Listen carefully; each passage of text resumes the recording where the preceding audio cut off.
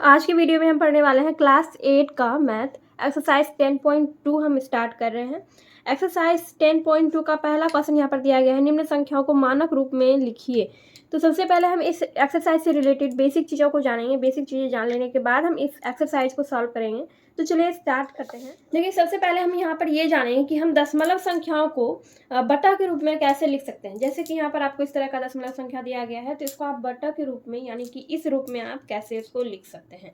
और अगर आपको बटा वाली संख्या दी गई हो इस तरह से, तो उसको आप दशमलव के रूप में कैसे लिख सकते हैं। और इस तरह की संख्याओं को हम मानक रूप में कैसे लिख सकते हैं, ये सारी चीज़ें बेसिक चीज़ है। तो पहले हम इसको जानेंगे एंड देन हम एक्सरसाइज को सॉल्व करेंगे। वैसे यहाँ पर देखिए 0.4 है, तो इसको हम बटा के रूप में कैसे लिखेंगे। तो सबसे पहले तो यहाँ पे 4 है, तो 4 का यहाँ पर हम 4 लिखेंगे। तो यहाँ पर 4 लिखेंगे और दशमलव के बदले में हम यहाँ पर 1 लिखेंगे। दशमलव के बाद जितना भी जीरो रहता है या फिर जितना भी अंक रहता है उसके बदले में हम यहाँ पर शून्य देते हैं। ठीक है, दशमलव के बाद अगर यहाँ पर एक ही अंक है तो एक जीरो हमने दिया। अगर इसके अलावा और भी यहाँ पर कुछ रहता है, जीरो रहता है या फिर और कोई दूसरा अंक रहता है, तो उतना जीरो हम यहाँ पर देते। लेकिन दशमलव के बाद सिर्फ एक अंक है तो इसलिए हमने एक जीरो दिया। ठीक है, तो इस तरह से हम दशमलव वाली संख्याओं को बट्टा में चेंज करते हैं। अब यहाँ पर है 0.00006। तो यहाँ पर हम क्या करेंगे, 6 है तो यहाँ पर लिखेंगे एक अंक है। यहाँ पर अंक यानी कि संख्या जो है यहाँ पर सिर्फ एक है, 6 है, तो यहाँ पर 6 लिखेंगे और दशमलव के बदले में हम 1 लिखेंगे। ठीक है, और यहाँ पर दशमलव के बाद जितना भी अंक है, जितना भी जीरो है और अंक है, सबके बदले में हम यहाँ पर जीरो देंगे। तो यहाँ पर 1 2 3 4 5 जीरो हम इस पे लगा देंगे। ठीक है, वैसे यहाँ पर देखिए क्या है, ये पूरा यहाँ पर ये संख्या दी गई है 87.32। तो इसको हम लिख देंगे पूरा, दशमलव बीच से दशमलव हटा के सबको हम यहाँ पर लिख देंगे। और नीचे हम क्या लिखेंगे, दशमलव के बदले में हम 1 लिखेंगे और दशमलव के बाद 2 अंक है तो हम 2 जीरो यहाँ पर लिख देंगे। ठीक है, तो इस तरह से हम दशमलव वाली संख्याओं को बटा में चेंज करते हैं। अब चलिए ये देखते हैं कि बटा वाली संख्याओं को हम दशमलव के रूप में कैसे चेंज कर सकते हैं।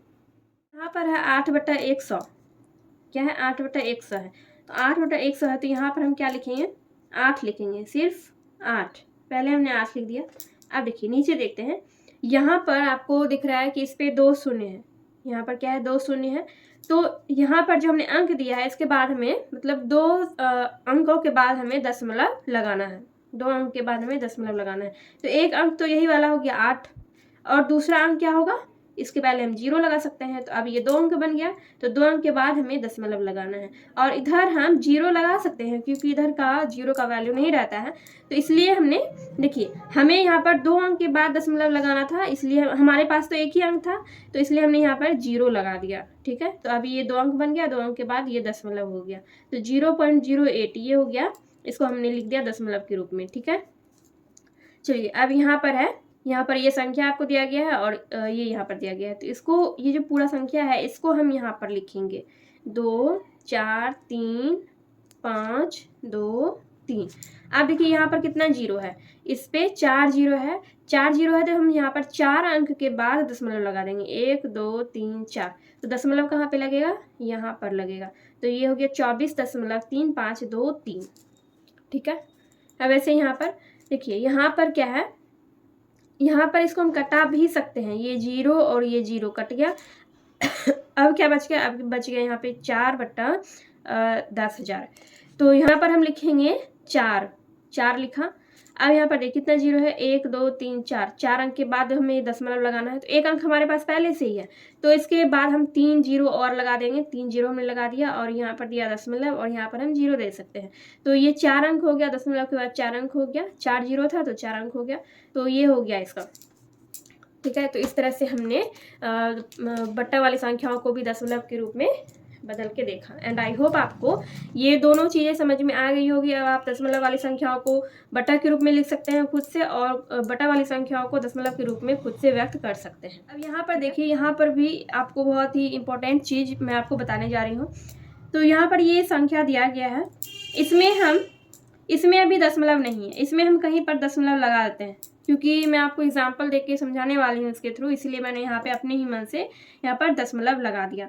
ठीक है, तो इसमें आपको एक चीज़ याद रखना है हमेशा, दशमलव को हम जितने अंक के बाद बाईं तरफ ले जाएंगे, ठीक है, दशमलव को हम जितने अंक के बाद बाईं तरफ ले जाएंगे उतने शून्य से हमें इसको गुना करना पड़ेगा, ठीक है। एग्जाम्पल देते हैं, यहाँ पर हमने लिखा 4, ये जो दशमलव है इसको हम यहाँ पर लाते हैं, ठीक है, 4.2123 तो हमने यहाँ पर क्या किया, दशमलव को 2 अंक के बाद हमने यहाँ पर इसको लगा दिया, बाईं तरफ हमने दशमलव को खिसकाया है, ठीक है, ध्यान रखिएगा, हमने दशमलव को बाईं तरफ खिसकाया है, दशमलव को 2 अंक के बाद यहाँ पर लगाया है, 2 अंक खिसकाया है दशमलव को, तो हम इसमें क्या करेंगे, 1 देंगे, दशमलव के बदले में हम 1 देते हैं, और क्योंकि हमने दशमलव को 2 अंक के बाद लगाया है तो इसलिए हम यहाँ पर 2 शून्य देंगे, तो इससे हम क्या करेंगे, इसको गुना कर देंगे तो आपका ये इतना आ जाएगा, ठीक है।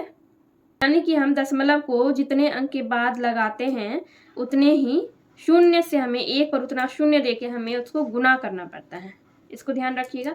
और इसी दशमलव को अगर हम दाहिने साइड ले जाएंगे तो क्या करना पड़ता है, देखिए, तो यहाँ पर हम एक एग्जांपल लेते हैं, 421.223.5 तो हमने दशमलव को कहाँ लगाया है, यहाँ लगाया, हमने दशमलव को खिसका के दिया है यहाँ पे, ठीक है, यानी कि 2 अंक के बाद हमने दशमलव को लगाया है, दाहिने तरफ हमने 2 अंक के बाद इसको खिसकाया है, ठीक है। तो अगर हम दशमलव को दाहिने तरफ ले जाते हैं तो उसमें हमें उसको गुना नहीं करना पड़ता है, हमें क्या करना पड़ता है, दशमलव के बदले में हम 1 देते हैं और हमने दशमलव को दाहिने तरफ 2 अंक खिसकाया है तो हमें 2 जीरो उसमें लगाना होगा, इसमें भाग में देना पड़ता है, गुना नहीं करना पड़ता है, ठीक है। अगर हम बाईं तरफ ले जाते हैं दशमलव को तो हमें गुना करना पड़ता है, अगर हम दाहिने तरफ ले जाते हैं दशमलव को जितने अंक के बाद उतने मतलब 1 पे उतना जीरो दे के हमें भाग देना पड़ता है, ठीक है। तो ये हो गया आपका बेसिक चीज। अब यहाँ पर एक्सरसाइज 10.2 में आपको यहाँ पर क्या पूछ रहा है कि निम्न संख्याओं को मानक रूप में व्यक्त कीजिए, निम्न संख्याओं को मानक रूप में व्यक्त कीजिए। तो सबसे पहले तो हम ये समझेंगे कि मानक रूप क्या होता है। मानक रूप का सबसे आसान परिभाषा मैंने यहाँ पर लिखा है, मानक रूप दशमलव संख्याओं का सबसे सरल रूप है जिसे आसानी से पढ़ा और लिखा जा सकता है। जिस दशमलव संख्याओं को हम आसानी से व्यक्त नहीं कर पाते हैं उन्हीं संख्याओं को आसानी से पढ़ने के लिए, आसानी से लिखने के लिए हम संख्याओं को, उस दशमलव संख्याओं को हम मानक रूप में लिखते हैं। जैसे कि मनुष्य के बाल के मोटाई का व्यास यहाँ पर दिया गया है 0.002 सेंटीमीटर, तो इसको हम आसानी से पढ़ सकें, आसानी से लिख सकें, इसलिए हम इसको मानक रूप में व्यक्त करते हैं, ठीक है। क्योंकि यहाँ पर जो भी माप दिया गया है ये परफेक्ट माप, एग्जैक्ट माप नहीं होता है, इसलिए इसको हम मानक रूप में व्यक्त करते हैं जिससे हमें इन संख्याओं को पढ़ने में और लिखने में आसानी हो।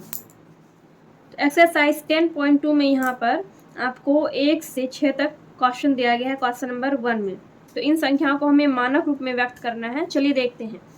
पहला क्वेश्चन है यहाँ पर 0.80 एंड लास्ट में है 4, इसको हमें मानक रूप में व्यक्त करना है। कैसे करेंगे, डायरेक्ट हम यहाँ पर इसको ऐसे भी लिख सकते हैं, 4 लिखेंगे और इसको बटा में देंगे, ठीक है, क्योंकि हमें इसको इसी फॉर्म में चेंज करना है, बटा देंगे और दशमलव, और यहाँ पर देखिए कितना जीरो है, यानी कितना अंक है पूरा, 1 2 3 4 5 6 7 8 9, पूरा 9 अंक है। 9 पर हम क्या लिखेंगे 10, और 10 पर हम पावर कितना लिखेंगे 9 लिखेंगे। जितना भी अंक रहता है उतना पावर हम देते हैं और दशमलव के बदले में हम यहाँ पर 10 लिखते हैं, 10 पर उतना पावर देते हैं, जितना यहाँ पर दशमलव के बाद जितना भी अंक रहता है उतना पावर हम इस पर लगा देते हैं। तो इसको हम इस तरह से लिख सकते हैं। जब हमने आपको सारा रूल्स बताया था तो अगर इस तरह का रहता है तो इसमें क्या होता है, 4 गुना ये जो है ये ऊपर चला जाएगा, और जब ये ऊपर जाएगा तो इसका पावर जो है ये माइनस में बन जाएगा, तो 10 पर पावर हो जाएगा -9। तो ये हुआ आपका आंसर। या फिर आपको इसको आप डिटेल में भी बना सकते हैं। पहले आप यहाँ पर इस तरह से 4 लिखते, उसके बाद आप दशमलव के बाद 1 लगाते, दशमलव के बदले में 1 लगाते, और यहाँ पर पूरा 9 अंक है तो यहाँ पर 9 अंक देते, 9 जीरो देते, 1 2 3 4 5 6 7 8 9, इस तरह से। उसके बाद भी आपको वही करना पड़ता है, इस तरह से आप लिखते और 10 पर पावर आप देते 9, क्योंकि यहाँ पर कितना है, टोटल 9 जीरो है, 1 2 3 4 5 6 7 8 9, यहाँ पर 9 अंक था, तो इसको फिर से आपको इसी तरह से लिखना पड़ता। तो लास्ट में आपका यही आंसर आएगा। तो ये हो गया आपका फर्स्ट नंबर का आंसर। अब वैसे यहाँ पर है, यहाँ पर लास्ट में 2 संख्या यहाँ पर दिया गया है, 2 अंक 3 2 यहाँ पर लास्ट में है। तो यहाँ पर हमें क्या करेंगे, 1 अंक के बाद यहाँ पर हम दशमलव लगा देंगे। ठीक है, ऐसे क्वेश्चन में हम इसी तरह से करते हैं। यहाँ पर 1 अंक के बाद हम दशमलव लगा देंगे और यहाँ पर हम लिखेंगे 3.2 3.2 और यहाँ पर देखिए इस दशमलव और इस दशमलव के बीच में कितना अंक है, 1 2 3 4 5 6 7 8 9 और ये 10, टोटल 9 अंक यहाँ पर है। तो हम यहाँ पर क्या लिखेंगे, 10 लिखेंगे और 10 पर पावर देंगे 10। ठीक है, क्योंकि इन दोनों दशमलव के बीच में पूरा टोटल 10 अंक है। तो इसको हम इस तरह से लिखेंगे 3.2 गुना, इसको हम ऊपर ले जाएंगे 10 पर पावर 10 और ये माइनस में बन जाएगा, पावर माइनस में बन जाएगा। तो ये हो गया आपका आंसर सेकेंड नंबर का।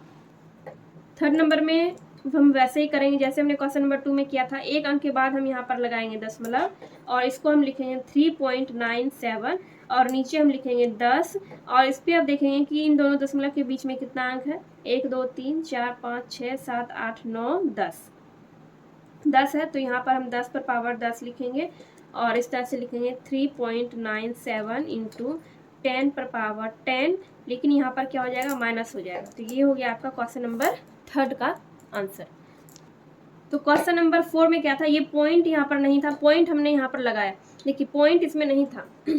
10 का जो 4 नंबर है इसमें कहीं पर भी पॉइंट नहीं है, पॉइंट हमने यहाँ पर लगाया है। जैसे हमने क्वेश्चन नंबर 2 और 3 बनाया वैसे ही हम क्वेश्चन नंबर 4 को भी बनाने वाले हैं। तो यहाँ पर हमने अपने मन से यहाँ पर एक पॉइंट दिया, 1 अंक के बाद हमने पॉइंट लगा दिया। ठीक है, अब इसी को हम लिखेंगे 7.76 इंटू, देखिए यहाँ पर क्या है कि दशमलव के बाद ये अंक 7 और 6 दिया गया है और इसके बाद सिर्फ 0 0 है। अगर आपका यहाँ पर लास्ट में कोई अंक रहता है 3 4 5 या फिर 3 2 इस तरह का, जैसे क्वेश्चन नंबर 2 और 3 में था, तब जाके हम इसको क्या करते हैं, बटा में करते हैं। लेकिन यहाँ पर क्या है, ये जो अंक है 7 7 6 ये स्टार्टिंग में ही है, तो इसको हम बटा में नहीं करेंगे। ठीक है, क्योंकि दशमलव कहाँ है, दशमलव है बाईं तरफ, दशमलव बाईं तरफ बढ़ रहा है। तो क्वेश्चन नंबर 2 और 3 में दशमलव कहाँ था, दाईं तरफ था, इसलिए हम उसको बटा में करके बनाते थे। तो 7.76 और दशमलव के बदले में क्या हम लिखते हैं, 10 लिखते हैं और यहाँ पर दशमलव के बाद कितना अंक है, 1 2 3 4 5 6 7 8 9 10 11 है। तो यहाँ पर हम 11 लिख देंगे। तो ये हो गया आपका क्वेश्चन नंबर 4 का आंसर। क्वेश्चन नंबर 5 और 6 में भी दशमलव कहीं पर भी नहीं दिया गया है, तो इसको हम क्या करते हैं, इसमें हम क्या करेंगे, दशमलव लगा देंगे, 1 अंक के बाद हम यहाँ पर इसमें दशमलव लगा देंगे। तो 8.06 हो गया, 8.06 और नहीं, इसमें भी हम भाग में नहीं करने वाले हैं, गुना में करने वाले हैं। तो 8.06 इंटू 10 देंगे 10 और कितना, दशमलव के बाद जितना भी अंक है उतना पावर हम लगाएंगे, 1 2 3 4 5 6 7 8 9 10 11 है। तो यहाँ पर 11 हो जाएगा। ये हो गया आपका आंसर।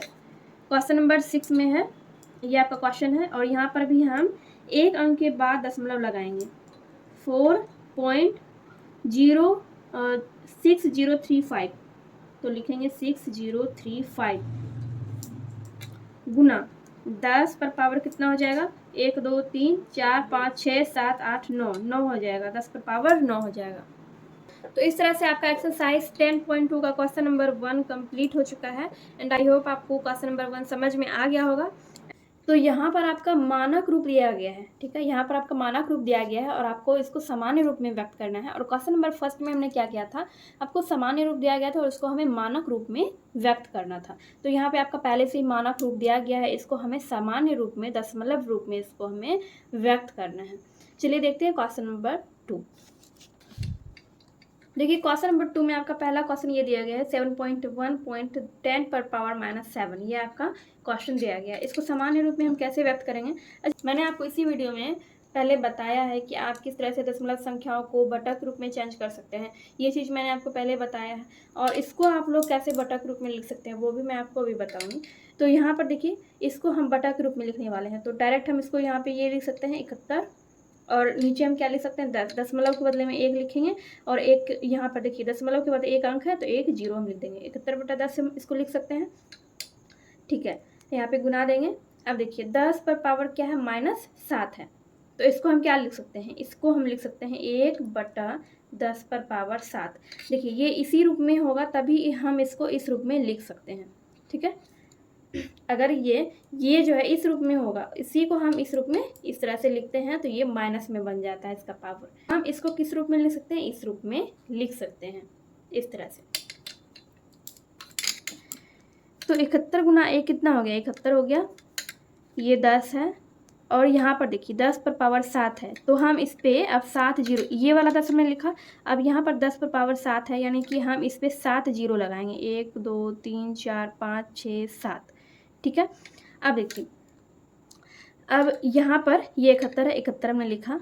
अब यहाँ पर इसको गिनिए पहले, अब इसको गिनिए 1 2 3 4 5 6 7 8, 8 है, तो 2 अंक मेरे पास पहले से ही है, 2 अंक पहले से ही है, तो 6 जीरो हमें इसके पीछे लगा देंगे, 1 2 3 4 5 6, 6 हो गया, 6, और यहाँ पर हम जीरो दे सकते हैं इस तरह से। हम देखिए 2 अंक हमारे पास पहले से ही था, और ये टोटल कितना था, टोटल जीरो को हमें पहले गिन लेना है। यहाँ पर कितना था, 1 2 3 4 5 6 7 8, 8 था, तो 8 अंक के बाद हमें दशमलव देना था, 2 अंक हमारे पास पहले से था, और 6 हमने जीरो लगा दिया, 8 हो गया। अब यहाँ पर हमने पॉइंट दे दिया और यहाँ पर अपने मन से ही जीरो लगा दिया। तो इस तरह से आपका ये क्वेश्चन नंबर 2 का पहला क्वेश्चन कंप्लीट हो गया। तो इस तरह से ये हो गया आपका आंसर। अब सेकंड नंबर में यहाँ पर आपका दिया गया 3.02 इंटू 10 पर पावर -5। तो इसको भी हम पहले क्या करेंगे, इसको हम पहले बटा के रूप में चेंज कर लेंगे। तो इसको हम डायरेक्ट इस तरह से लिखेंगे 302 बटा 100। 100 कैसे लिखा, दशमलव के बदले में 1, और यहाँ पर इसके बाद 2 अंक है तो 2 जीरो। ठीक है, अब यहाँ पर फिर नीचे लिखेंगे 1 बटा, तो यहाँ पर हम 10 पर पावर 5 लिख देंगे। ठीक है, अब देखिए यहाँ पर क्या है 302 बटा 100, और यहाँ पर 1 बटा 10 पर पावर 5।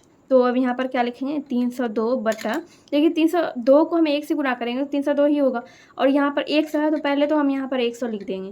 उसके बाद यहाँ पर 10 पर 5 पावर है, तो यानी कि हम इस पर अब 5 जीरो और लगा देंगे, 1 2 3 4 5।